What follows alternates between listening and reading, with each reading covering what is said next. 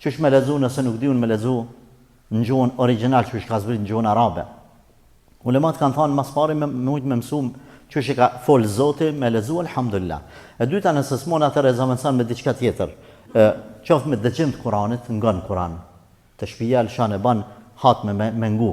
Edhe treta ban me lexu normal edhe shqip.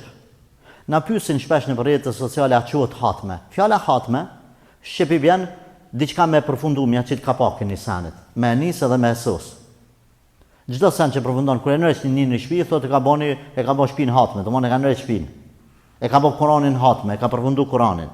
Prandaj, a me lexu, kanë thonë zbat kabul, bat kabul, qysh bë zbat kabul, a ma mirë me nejtë në rrjetet sociale, a me lexu Kuran shqip. A kuptoni ju çka jeni të thonë. Por shpërblimin për çdo shkruaj nuk e ka 10 sevape. E ka shpërblimin që po lexon Kur'an ma shumë se sa çdo libër tjetër me lexu, ma shumë se me ngu derse në Ramazan. Me lexu Kur'an shqip është më e vlefshme.